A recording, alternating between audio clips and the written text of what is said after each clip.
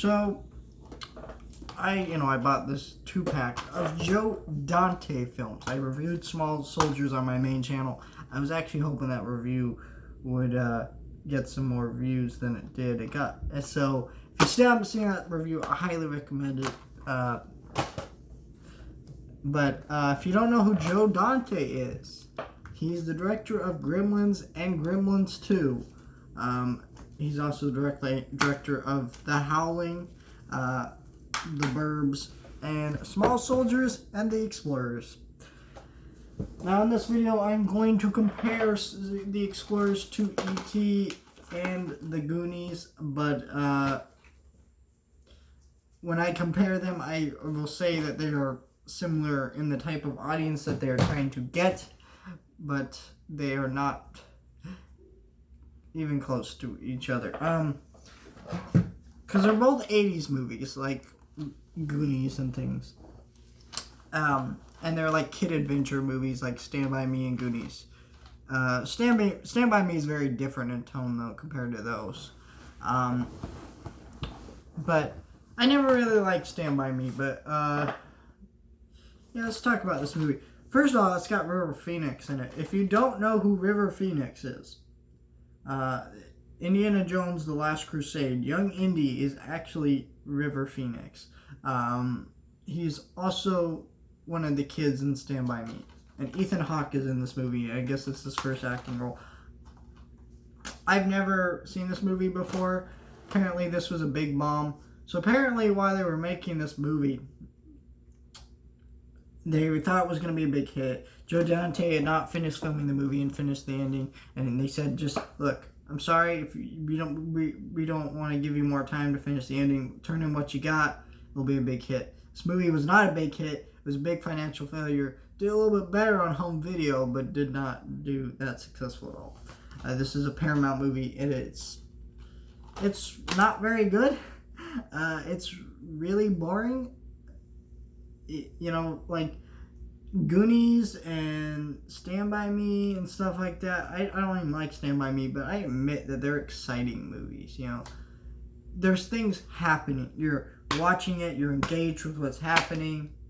E.T., it's exciting and things like that. For a science fiction adventure movie, it's really ridiculously slowly paced and insanely boring. It's very influenced by 50s sci-fi. And the movie literally starts with, I believe, the original War of the Worlds playing on the TV. So, very influenced by 50s sci-fi and things like that.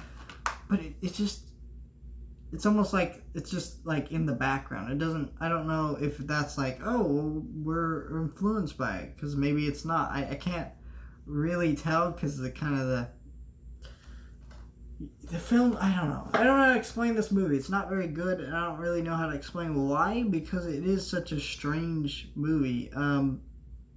These kids, they kind of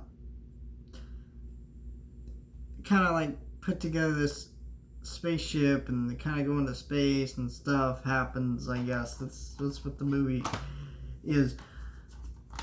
And you see these aliens in space at the beginning of the movie, and it's the most out of left field tonal change in the movie, and the effects on these aliens look terrible, and they're incredibly goofy compared to the rest of the movie, which kind of has a more serious, slow moving pace and tone to it, and it was really out of left field. The effects of this movie aren't very good. Of course, this is the 80s, but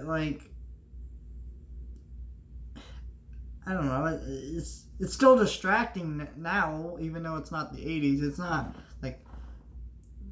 not a bad thing. It's not bad for the time, but it's bad to look at now. It looks terrible. I can't look at it. There's nothing here.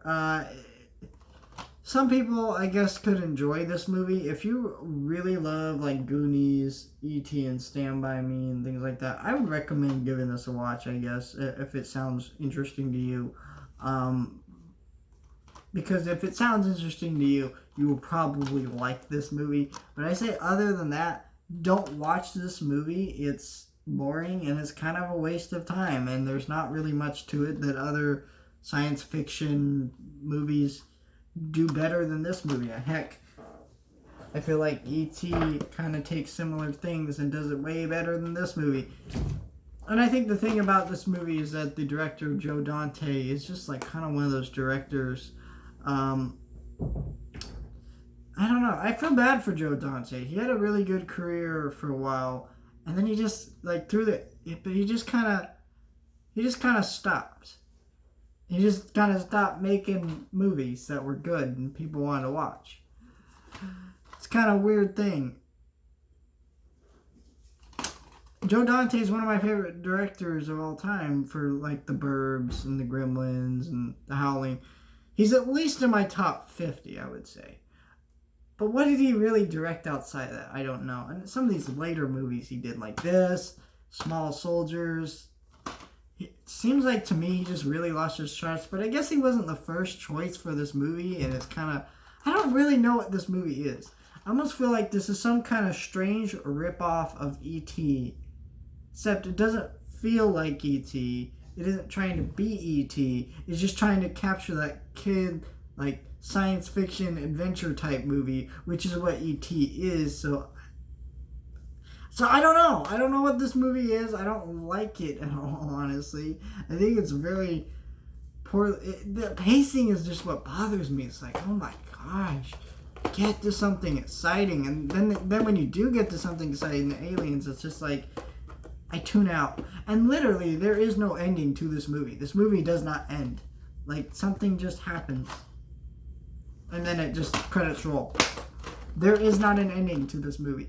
And I hate movies like that. I hate movies that just end and you're like, what? Like, I remember that movie in January. What was it called? The Turning. It's like this horror movie with Finn Wolfhard, who plays Mike in Stranger Things. And like, the movie's just your basic, dull, average horror movie until you get to the ending that literally makes you go, what the hell did I just watch? Like, I literally heard people in the theater going, what the... Like, they were cussing because they were so pissed off that was the ending of the movie. It's not... Because it was just like, what did you just watch? I don't know. But it made them so pissed off. I love theater experiences like that, where something's really aggravating to you, and then the audience just goes, what the? Or they just have like an insane reaction. You know, my friend said he saw Uncut Gems, and like when, spoilers I guess for that movie, when Adam Sandler's character dies within that movie, and, you know, that happens, he heard the whole theater around him and go, hold it! And they cussed so hard because they were like, Adam Sandler just died. Because there's so many people walked into that movie expecting it to be like a basic Adam Sandler movie. And then this is the movie where he died.